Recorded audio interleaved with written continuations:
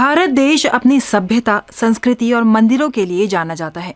इन मंदिरों से जुड़े कई रहस्य हैं जिनकी गुत्थी आज तक विज्ञान भी नहीं सुलझा पाया। इसी कड़ी में एक ऐसे मंदिर के बारे में बात करेंगे जो एक ऐसे खंबे पर टिका हुआ है जो हवा में लटका है।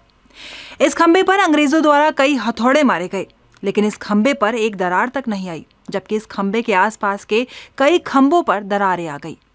ऐसा क्या है इस खंबे में जो हवा में लटकते हुए भी ये खंबा पूरे मंदिर का भार अपने ऊपर लिए है। जिस मंदिर की हम बात कर रहे हैं उसका नाम है लेपाक्षी मंदिर, जो आंध्र प्रदेश के अनंतपुर जिले में स्थित है। वैसे तो ये मंदिर 70 खंभों पर टिका हुआ है, लेकिन लोगों का कहना है कि इस मंदिर का पूरा भार सिर्फ एक ही खंबे पर टिका हुआ है, और ये खंबा भी कोई जमीन से लगा हुआ नहीं है, बल्कि हवा पर झूलता हुआ है। लेकिन ऐसा कैसे मुमकिन हुआ होगा? इस रहस्य पर से पर्दा उठाने के लिए 1902 में एक ब्रिटिश इंजीनियर द्वारा एक परीक्षण किया गया। इनका नाम था हेल्मिंटन, जिन्होंने ये जानने की कोशिश की कि इस मंदिर का भार इस खंबे पर है या नहीं।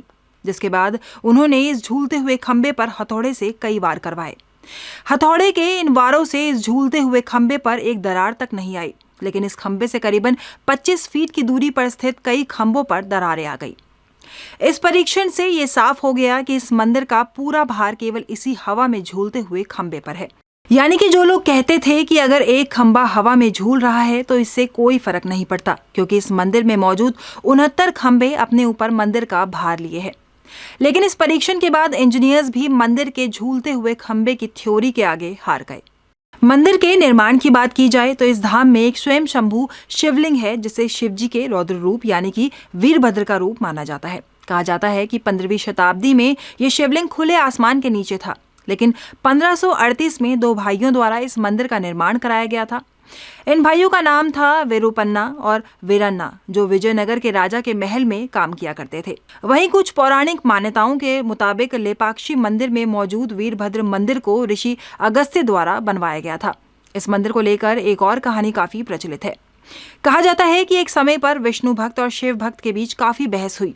ये बहस कई सदियों तक चली। इस बहस को रोकने के लिए अगस्त्य मुनि ने यहाँ कड़ी तपस्या की और अपने तप के तेज से उन्होंने इस बहस को हमेशा हमेशा के लिए खत्म कर दिया। कहा जाता है कि पहले बाकी 69 खंभों की तरह ही ये खंभा भी जमीन से लगा हुआ था, लेकिन फिर अचानक ये खंभा जमीन की सतह से ऊपर दिखने लगा, और इसके बाद से इस खंभे को मंदिर का झूलता हुआ खंभा बोला जाने लगा। लोग इस झूलते हुए खंभे के नीचे से अपना अपना कपड़ा निकालते हैं, और ऐसी मान्यता है कि ऐसा करने से उनके जीवन से दुख तकलीफ चली जाती है और घर में सकारात्मक ऊर्जा का वास होता है।